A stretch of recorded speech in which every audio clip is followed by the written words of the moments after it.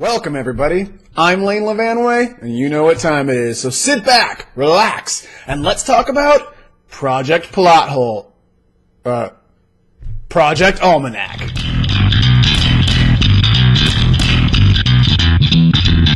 Alright, let's talk about Project Almanac. Here it is, my review. Now, I went and saw this movie, I don't know, a couple weeks ago. I've just been a little bit late getting the review out. So let's talk about it. Let me tell you what I liked about this movie. Well, first, I guess let's talk about what the movie is about. This is a found footage movie, and it's about this group of teens that discover plans for a time machine.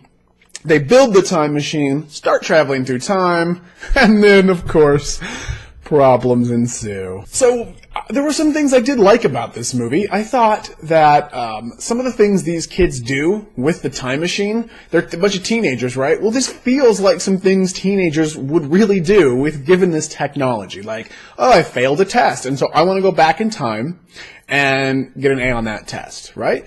Or someone's bullying me, so I want to just get revenge on them. Or let's go to a concert that we missed months ago. There was this big concert, we missed it. Let's go to it, and we do that. Let's win the lottery. Okay, winning the lottery seems like not something just teens would do. That seems like something everybody would do, right? Those types of things. Let's just play around. Let's goof off.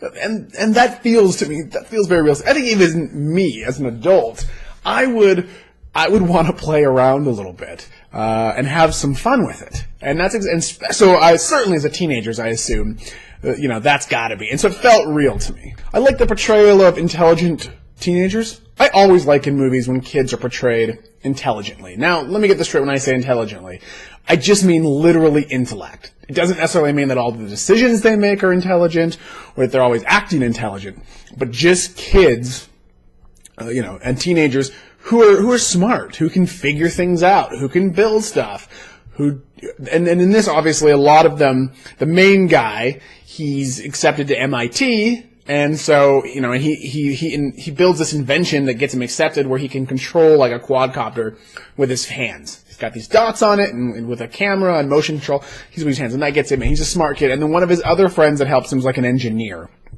So I just like, and that's why they're able, once they find these plans, to build this time machine. Over time, we don't know quite how long, but they eventually are able to build this thing. I like some of the effects. The effects were real good, very subtle, some things.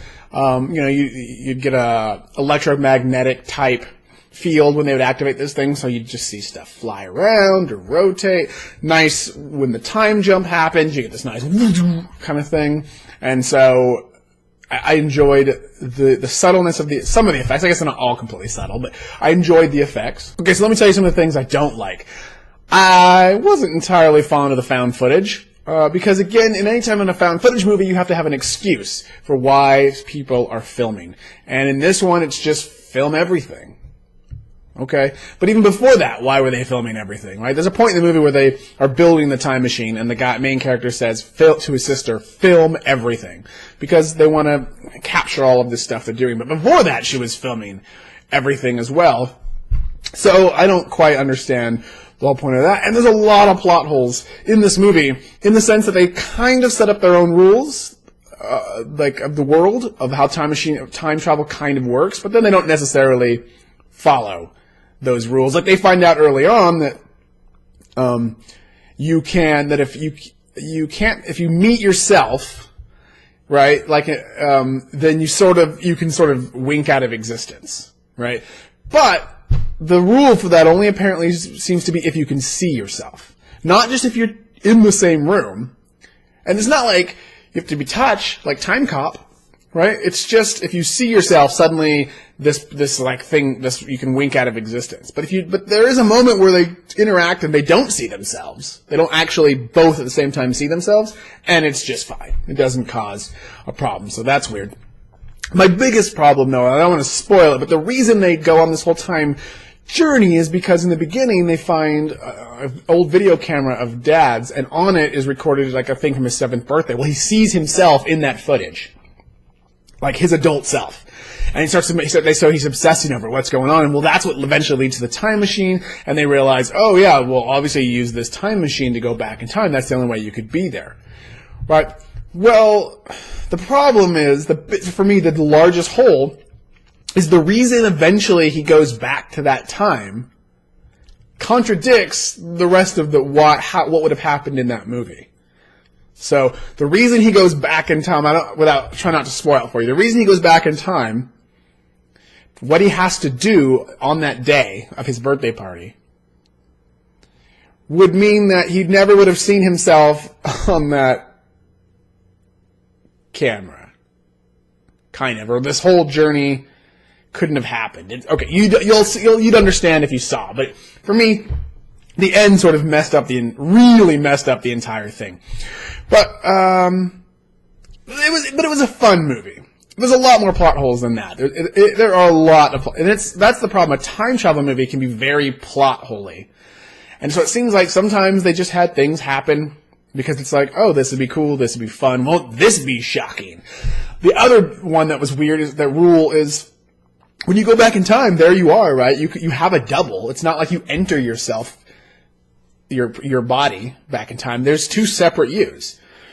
Well, there's a scene where they go back to the same moment repeatedly trying to fix it, but there never seem to be like older versions of them. There's still the original version of them, but now you've gone back once, right? Well, then you go back a second time. Wouldn't there be the original version and then the first time you went back? Then you go back again. Now there should be the original one, the first one that went back, and the second one that went back.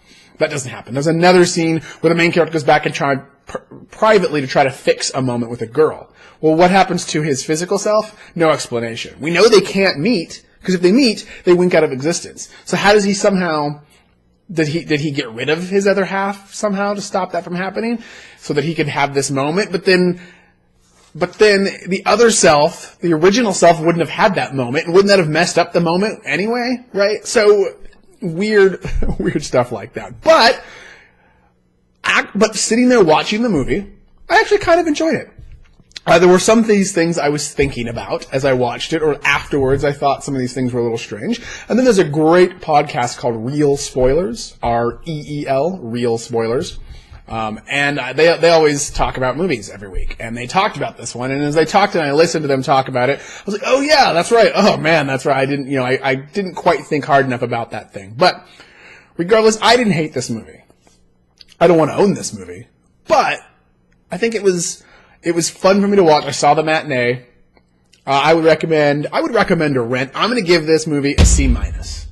So I'm not going to purchase it, and I wouldn't say go spend a full price on this movie, but definitely I think it's worth a rent, like a Redbox rent or something like that, $1 from Redbox to watch it for a night. I think it's fun for me anyway. That's my personal opinion. Is that I would be willing to give you that much. All right, guys, thanks for watching. If you want, I totally want you to subscribe so that way you can be aware of all the video reviews coming out and the psych flicks we've got and any other sorts of fun activities coming out. I really like talking about movies with my friends. And so this gives me an opportunity to expand that horizon and to get all kinds of opinions. So, if you've seen the movie, tell me what you think. Leave a comment down below and we can have that discussion. Because talking about movies is fun. Even if you don't agree, that can sometimes be even more fun when you don't agree about a movie. And you can sort of have these faux arguments, or at least fun arguments about things, and time travel movies especially. Because there's so much going on. So let's have that discussion. But thank you guys for watching. And like always, watch more movies.